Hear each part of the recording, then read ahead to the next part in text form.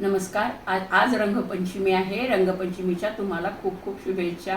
आजची रंगपंचमी ही फारच खास आहे। एक तर आपल्या भारतीय संस्कृतीमधला हा उत्सव आहे।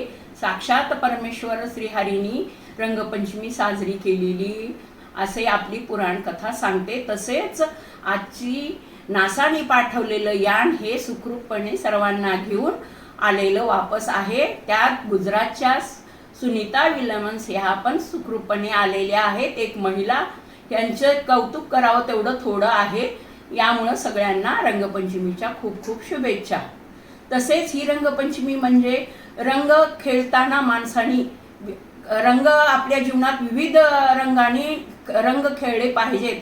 पण आजकालचं वातावरण आणि आपल्या राज्यातली परिस्थिती बघता ह्या रंगाचा बेरंग होऊ नये, रंग चांगल्या प्रकारे खेळा ढंगाने जावा एवढंच मला सांगावं वाटतंय। आणखी तसेच आज गोकुळात रंग खेळतो हरी, हरी का म्हटलेलं आहे? श्रीकृष्ण परमात्म्याला तर कितीतरी नाव आहेत, इथं हा हरी हा शब्द का आलाय? तर आपलं दुःख दूर करतो, आपलं संकट दूर करतो आणि त्यामुळं आपलं तो हरण करतो। त्याच्यामुळे आपण ही होळी श्रीकृष्ण परमात्म्यासारखी सगळे आपले दुःख हरण करून साजरी करू। तसेच तुम्ही पाहिलं आहे का, रंग खेळताना रंगीत कपडे भगवंताचे म्हणा किंवा इतरांचे म्हणा, तुम्ही बारीक विचार केला तर ते रंग खेळताना पांढरेच कपडे का वापरतात? तर पांढरा रंग हा सात्विक आणि पवित्र आहे।